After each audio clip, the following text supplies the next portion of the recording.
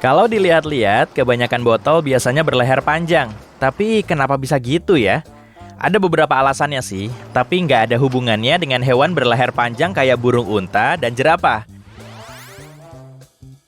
Kamu pernah nuangin air ke dalam gelas dari botol bermulut lebar nggak? Pasti sulit banget kan? Airnya sering memenuhi botol mulut yang besar, kemudian tumpah. Fenomena ini bisa dijelasin dengan prinsip fisika.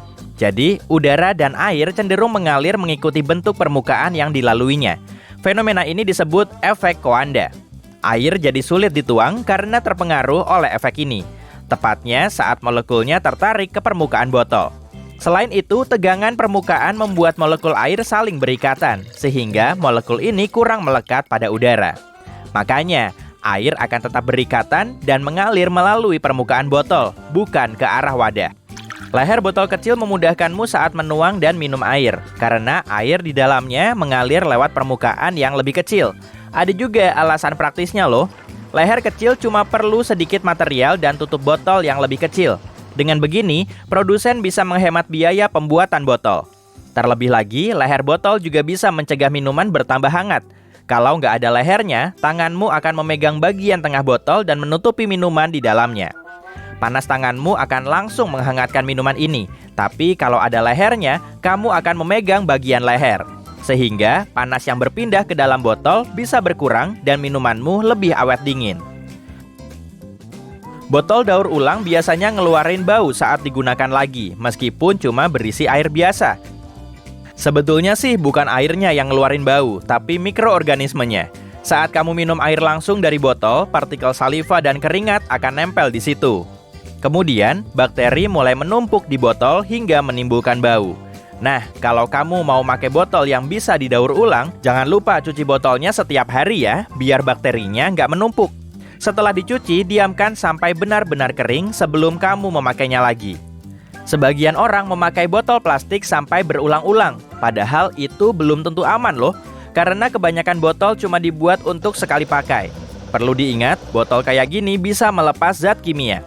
Dan zat kimia yang digunakan untuk memproduksi botol plastik bisa tercampur dengan air.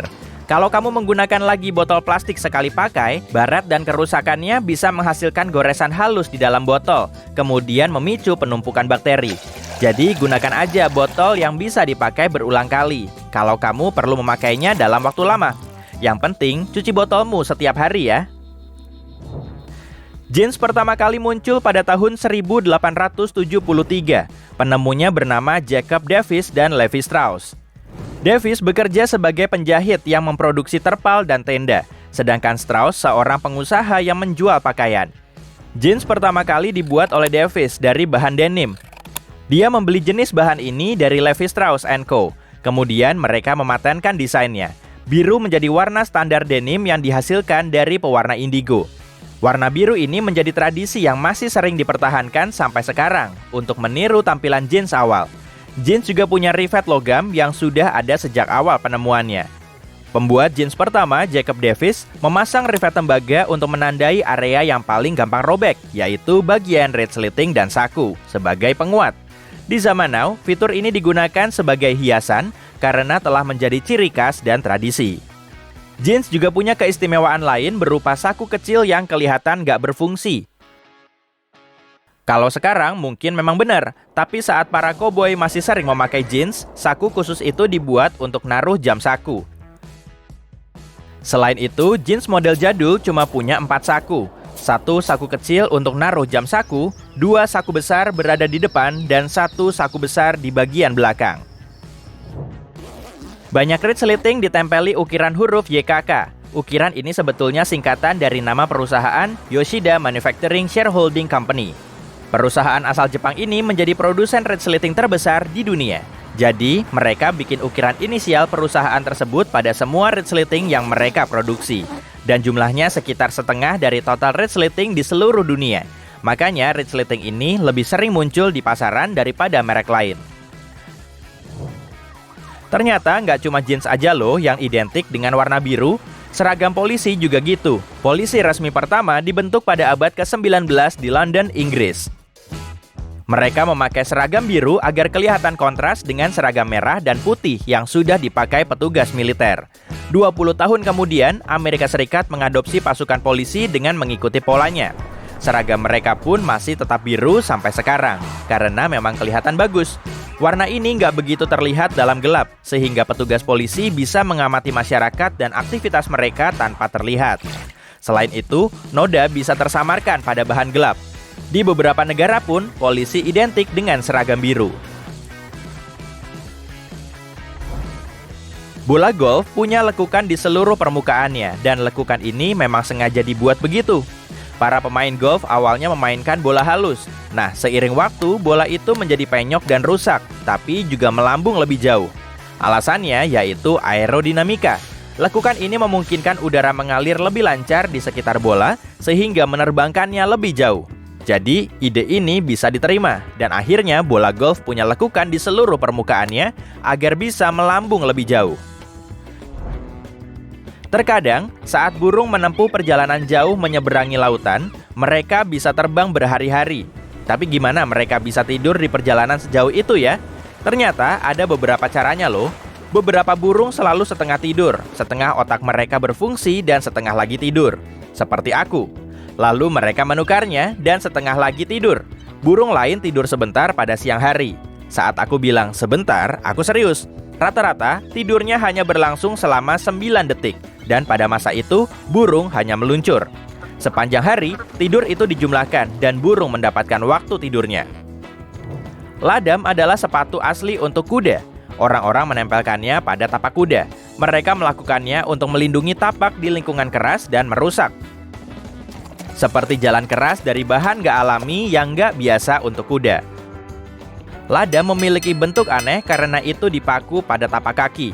Bagian tengah tapak kaki kuda sensitif dan mereka akan kesakitan kalau ada yang mencoba memasang ladam di tengah. Tapi bagian pinggiran tapak kuda nggak merasakan sakit. Untuk alasan inilah, ladam berbentuk bundar dan memiliki bagian tengah yang kosong, seperti memasang kuku palsu. Membaca terkadang membuatmu mengantuk, dan orang yang sulit tidur seringkali memanfaatkan ini dan membaca pada malam hari agar tidur. Tapi kalau kamu nggak mau tertidur, kenapa ini masih terjadi? Biasanya kamu membaca dalam suasana hening dan menenangkan. Juga di kasur atau di sofa yang nyaman dengan memakai selimut. Ini bukan hanya suasana sempurna untuk membaca, tapi juga untuk tidur. Otakmu berhenti memikirkan semua masalah yang kamu alami pada siang hari dan fokus pada satu hal. Jadi, itu suasana tepat yang ideal untuk tidur, sehingga kamu akan tidur.